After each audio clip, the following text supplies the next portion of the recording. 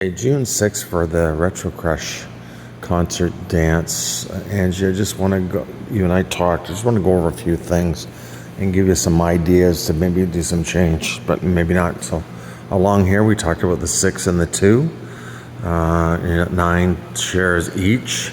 I put one against the wall coming out. You could take that out if you wish, then it would just be 8, but that gives you 72. Then the 20 that doubles over there, and if you're using the all black chairs, they're slightly smaller, an inch smaller, you get 20 in there. So that gives you 20, then the chip thing. So we got 92 between there and there. Going a little fast. There's the, I call the Retro Crush row of round tables. Does a nice job of dividing the dance floor, and we'll just give you that view from there. And on this, we put 4. I can actually put 5 in here, but 4 is 32.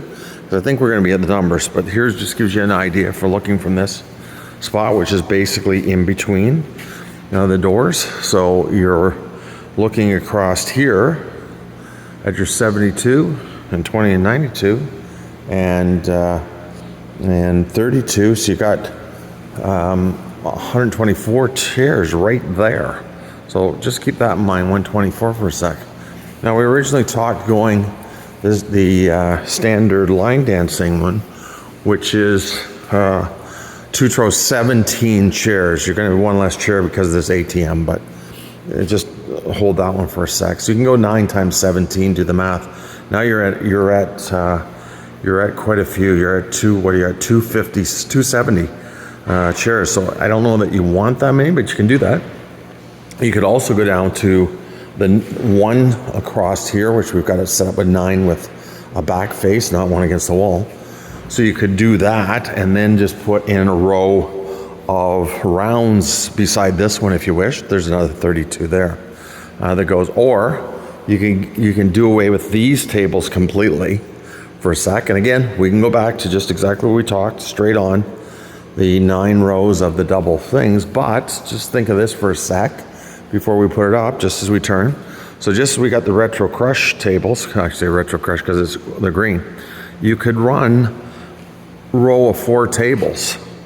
You can run 1, 2, 3 tables, gives them a lot more sort of, a lot more room around there in a concert type thing at 32 at a row. So if you do the math of that, that gives you 96 in 3 rows if you go 4.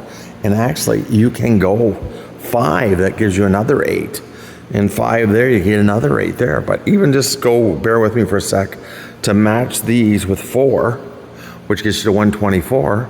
And then we can put in, the 96. You're going to be at 220 people just going around tables. So I'm wondering, is 224 your number with that? That just maybe makes it a little bit more intimate without being jammed in, but your call. I just put those up so you can get an idea of the rows. Obviously I didn't put up 4s or 5s, and we put 4s, we did 5s just exactly like this. We set up for 250 for a banquet, and with 250 we used rounds out there, and we didn't do any of these side things. We do 4 in this center piece. That just gives you some room as you're coming in the door. Sorry to be walking around, but that gives you room as you come in the door if you want to set up a table to the side or something, and gives you some mill around room before you hit these rows, and this is a nice divider for the dance floor. So again, your choice. I mean, we talked about this, and we could take this down, but we could talk about this nice divider of the dance floor, 124 to here, and then it's a case of, do you go that style with 2 rows of rounds in front of those, or do you just go 4 rows of rounds of either of 4 per row, or if you want the extra 16 chairs, you can go 5 without any problem whatsoever. The 5th table sits just about right where this chair is where the 5th table goes. So there's room around that too.